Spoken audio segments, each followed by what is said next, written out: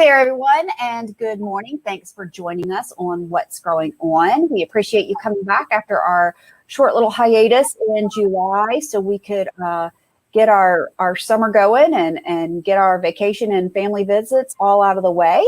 So welcome back to Tarrant. Thanks for joining us as always, Tarrant. We appreciate it. And just to let everybody know, today we are pre-recorded. So we have this episode is recorded.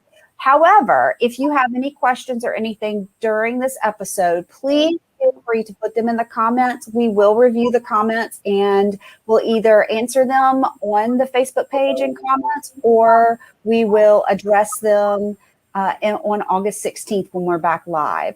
So Tarrant, thanks again for joining us. You know, it's funny, we're already thinking about fall and it's like the hottest day of the year, and you know, but we've got to start thinking about planning and preparing for our fall garden. So let's get started with that.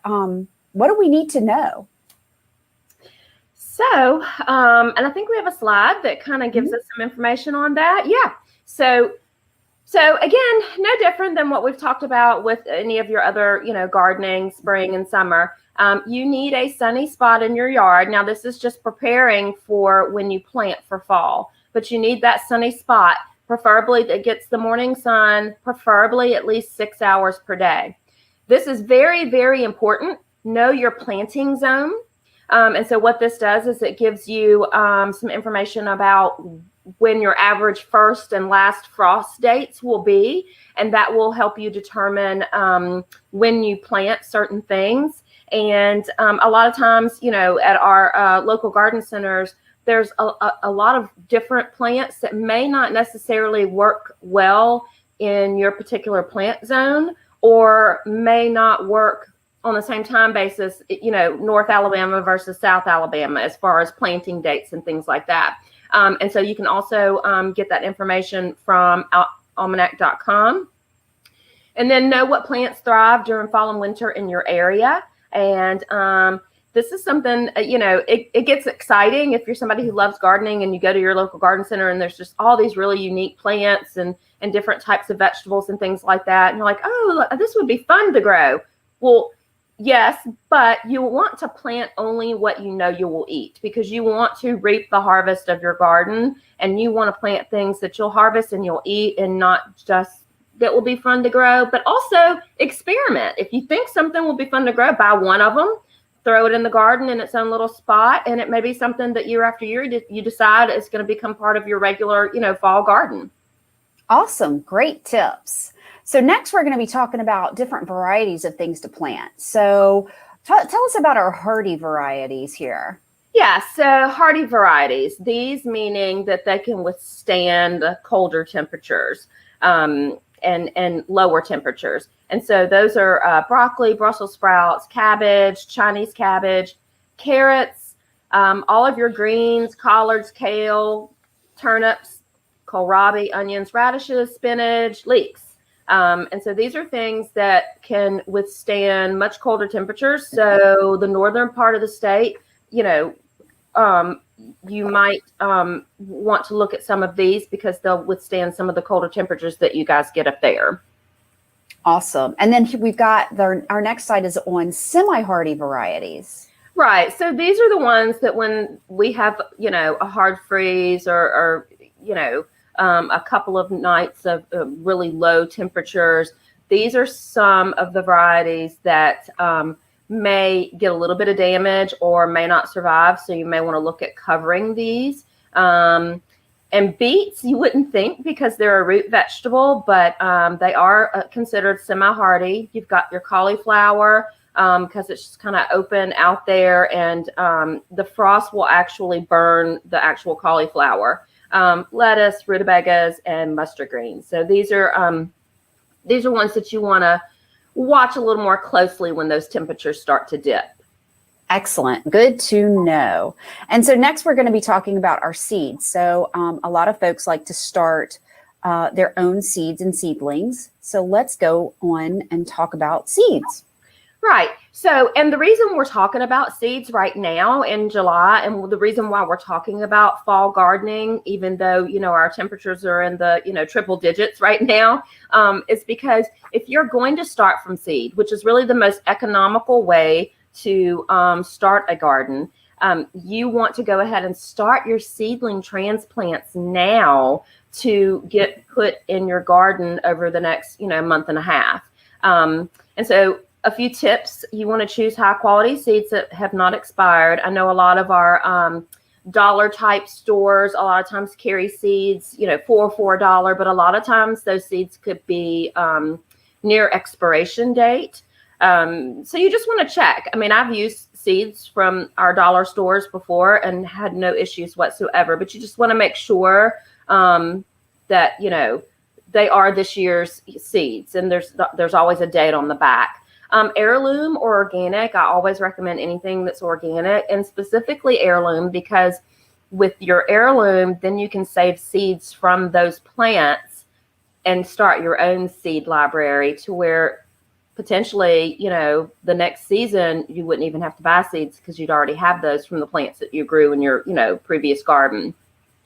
And then purchasing your seeds, you just want to make sure that you keep them stored in their original packet, or if you've opened them and you have some left that you didn't want to use or you wanted to save for maybe a second round of planting, just make sure they're stored in an airtight container and keep them in a cool place. So you don't want to have them open. You don't want to have them left outside. Just an airtight container. A mason jar works great, and just in a cool place, and they should maintain. Awesome. Great tips. And because you get some bags with just tons of tiny, tiny little seeds, and you can't possibly use all those. So that's great to know that you can store them.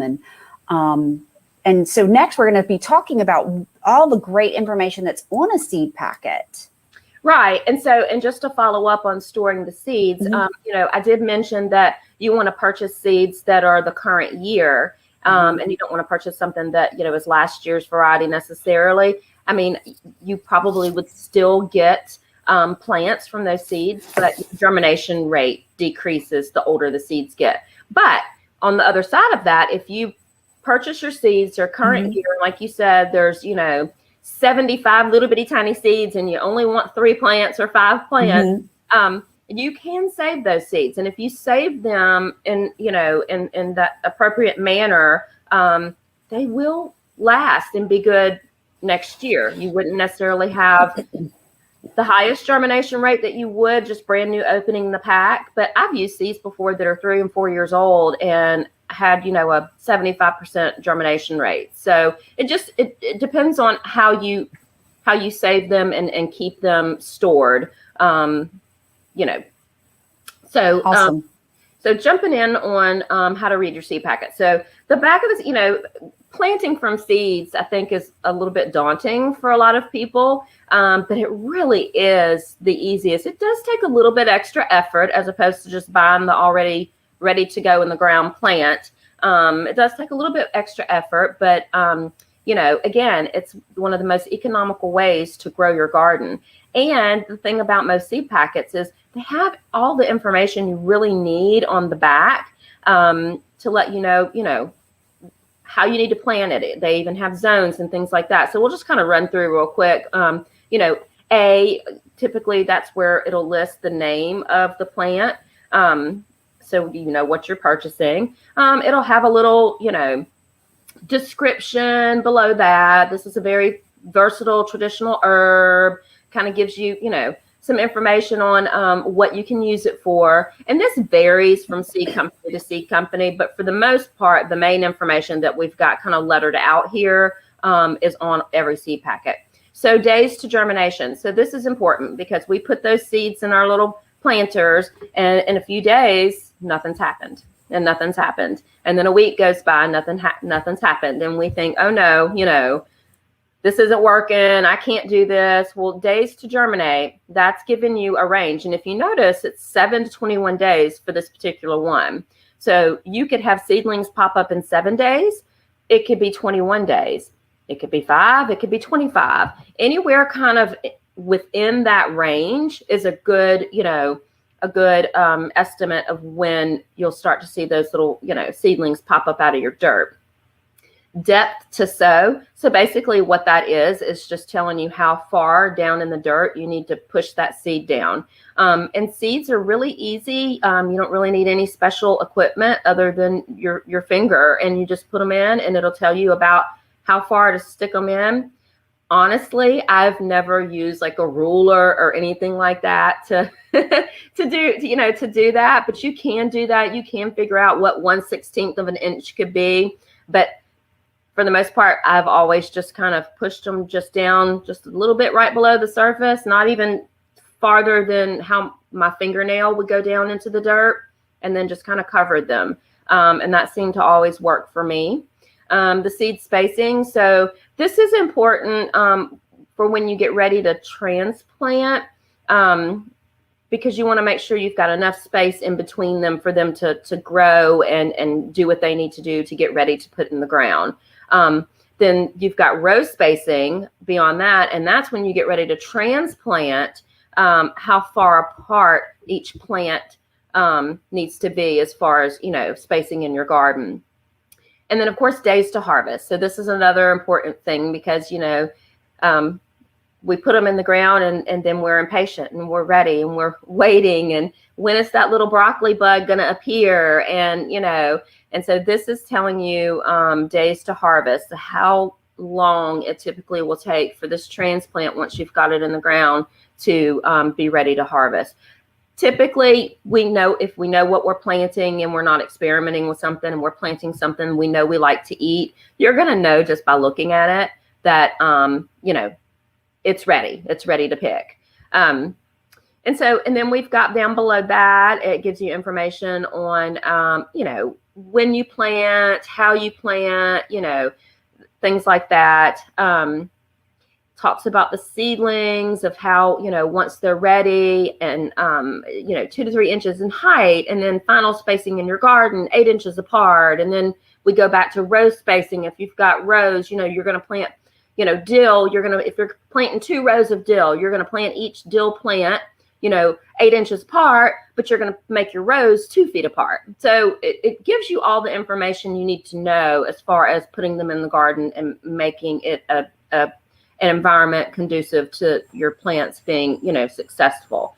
It gives you some little garden hints. Again, those kind of things depend on the company. And then you've got down at the bottom, which this is also very helpful. It shows where you are in the United States and what time of the year is ideal for you to plant that particular plant in your garden. And so that's very helpful. That is your planting zone. That is your, to know when the best time is to put those in the ground. So don't let planting seeds be daunting because, like I said, and like you see here on the back of the seed packets, there's pretty much almost everything you need to know about being successful with it. And we've actually got some other tips on that as well. And then, of course, we've got the internet. So you can always look up anything, or our smartphones. We can ask our smartphones and it'll look it up for us. So don't let starting seeds be daunting because it really is a rewarding way to start a garden. And again, like I said, the most economical, you're going to get more bang for your buck starting from seed. Excellent. Yeah, that is true. And I love that the seed packets have all of this great information. Like you said, everything you really need to know is right there.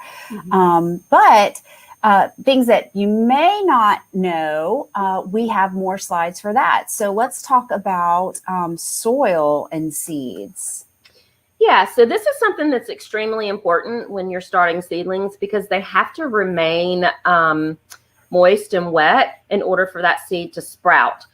So just one thing you never want to do. Now, you don't want to flood them, but you can see by the 2 pictures, obviously the dirt is extremely dry. And if the dirt is dry, then the seedlings probably dried out. And once that happens, you may kill the sprout that you don't see yet, and then you won't have a plant. So you want to make sure your dirt always looks all pretty and dark like that. And you can do a finger test. That's what they're doing. If you can stick your, because a lot of times when we water, it may not get deep. So it may look wet on top, but then directly underneath that, the soil's dry. So you can stick your finger down, and I would probably stick my finger closer to the side of the, just to not disturb the seedling, because we're probably going to put that seedling right in the middle.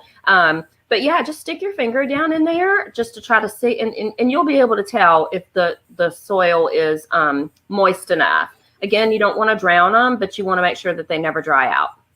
And do you want to have proper drainage for most of your seeds as well? Like I noticed that some of those pots, like the terracotta pots there in that picture, I'm sure that they have holes at the bottom.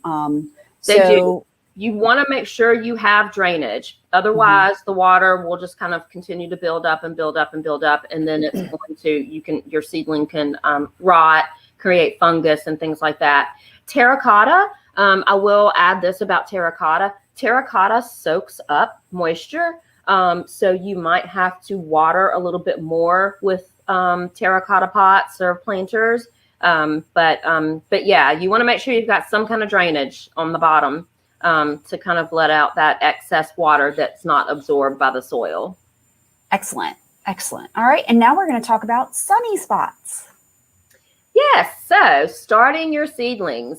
So we're going to start our fall seedlings now, but these are cold weather or cool weather variety plants. So these seedlings really need to be started in a cool indoor environment so they don't burn up. Inside your house, in front of any kind of sunny window. If you've got an area, if you've got a climate controlled kind of greenhouse area, or if you want to make sure they have plenty of sun. And it says warm, but when I say warm, sunny spot, not outside, because the temperatures right now are too hot for these seedlings, these particular varieties, because they are the cool weather. So you do want to start them inside, but they do still need the warmth and the light of the sunlight. So just pick a sunny spot. And if you'll notice, there's several different ways that you can start transplants. You can do them in each individual little pot. You can do just one big flat tray and pull them out from there. I mean, you don't have to have anything specific other than something that is deep enough for your transplant to develop its roots to get ready to go into the garden. And I think we've talked about it before too. They've got those neat little seedling pots that are just basically kind of made out of like peat and mulch, I think. And you can just pop those straight into the ground too. So that makes it really easy. So awesome. So if you're having trouble with your seeds, and maybe they're, like you said, we're all anxious to see those first little green sprouts come up out of the ground or out of the soil. But if you are a little worried that they're not doing what they're supposed to do, we've got some troubleshooting tips for you.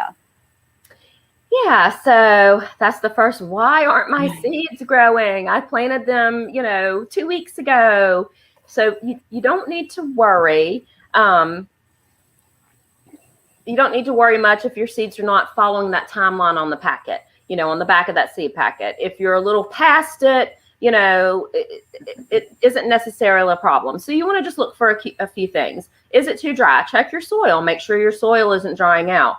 But you want to really be on top of this from day one, because again, if the soil dries out, if that seedling has already emerged from the seed, it just hasn't broke the ground, the soil yet. If it gets too dry, you could kill what, is about to emerge. So you want to make sure, but that definitely could be what happened. Maybe you've gone out of town for a few days and you come back and they dried out, and, that could be, the issue. Is it too cold? They just need to be in a nice little cozy spot. Plenty of sunlight, the warmth of the sun coming through the window.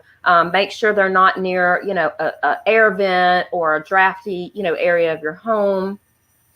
And then it could just be germination issues if you've used older seeds. And so when you're planting your seedlings, plant more than what you want for your garden. So if you want, 4 broccoli plants, I would double that and maybe start 8 seedlings for broccoli, just to be sure that if 1 or 2 didn't germinate, you're still going to get what you need. You may be lucky and end up with 8 plants, but you want to make sure you're at least going to get what your goal is. And then, you can always share those seedlings if you're not going to use them with neighbors. Excellent, excellent. And I like the idea of the not too cold, because we were talking about it being too hot outside, and you want them inside, but you probably don't want them near like your air vents in your Right. house. So just because, right now, like I have my air conditioning set on polar, Yes. so I don't think, a nice warm sunny spot would be away from the vents and next to a window, definitely. So that's a great tip. So, okay, so we've troubleshot everything, and now we have those first little sprouts coming up, and we're like, yeah, we can start our garden, but we want to make sure that they're transplant ready. So Tarrant, tell us a little bit about transplants. Yeah, so we've got this fancy little graphic here that kind of gives you the life cycle of your seed, and kind of shows you, what happens as it begins to grow and get ready to put in the garden. And so basically what you want to look for, and I know this particular transplant looks really small, but it is big enough to go in your garden. You could wait and let it get a little bit bigger and a little bit more sturdier. But once it has that second set of what we call true leaves, so you see it's got a first set of leaves, but you want that second set of leaves to emerge before you transplant it. Once it has that second set of leaves, it's really ready to go in the garden. Excellent. Again, you can put it in that small, or you can wait till it gets, several inches tall and has multiple leaves. It's whatever you're comfortable with. It's not going to hurt either way. If you put them in this soon, you just have to be a little bit more delicate. Or if you wait, a week or two more and let them get a little bit more sturdy, it's not going to hurt the plant either way. It's just, you have to be a little bit more delicate planting the small ones with just the second set of leaves. Right. And I would think that and tell me if I'm wrong, but if you had some seeds that were quick to germinate and they're like ready by the end of, they're almost ready by the end of August, 1st of September, if you plant them today to put in the ground, you may want to wait a little bit because it may still be too hot for them, especially if we're talking about fall plants. Yeah, and it just depends on where, where your zone is. Right. You can go ahead and put them in the ground at the end of August, in the northern part of the state. Right. I think we're all experiencing excessive heat right now, so we all might want to wait. Hopefully our weather will cool down enough, at the start of what we think is fall. It's September, Right. But yeah, you may want to wait if, and typically the weather will you'll see the pattern start to kind of change. And you'll know that, we're probably not going to have any more, 99-degree days after a certain point. Right. Yeah. Very good point. Very good point. So again, we're down here in Mobile, so it's always, we always think of it like today, for instance, the heat index is 115. So I'm always thinking of south subtropical, but you're right. Somewhere in Huntsville could possibly do it. So that's a great thing to keep in mind. And another thing to keep in mind, folks, is, when you do watch this live on Facebook, these are recorded on Facebook and YouTube. So if you're not quite at that point, if you're like way down south here where it's just really, really going to be hot for a while, you can always go back and review these videos when you're ready to start your planting and everything. Just don't wait too long because you really want to, get those fall seedlings ready and started. So, all right. So we've got some transplants. We're going to get some tips here for our transplants. So tell us these. Yeah. So this is a pretty extensive little list here. But this is on down the road when you're ready to put your transplants in the ground. And so we put this in here, even though you might not be ready to do this for another 6 weeks or so. But like Dorothy mentioned, these are live. You can go back and watch them. This one obviously is pre-recorded, but we'll play on Monday. But you can always go back to the AARP Alabama site and rewatch these to come back. And so when you're ready to transplant, I don't remember everything that was on that list, you can always go back and watch them again. So, but these are just some tips for when you're ready to do that. You just want to make sure that your soil's ready. You need to loosen your soil. And you can do this with any kind of a garden tool. You can do it with your hands, but you want to make sure your soil's loosened at least down about 12 plus inches. That way, when those roots, when you plant that transplant, those roots can kind of freely spread out and kind of start to, adapt and get, settled. You want to water the planting site before you transplant, just to make sure that the water is equally distributed. Have your hole ready and deep and wide enough to be able to put the plant perfectly in the hole. You want to remove any dead leaves, and you want to do this throughout your planting season, because those dead leaves are still trying to pull nutrients from the plant, and so they're taking away from the healthy part of the plant. So you always want to just take any dead leaves off.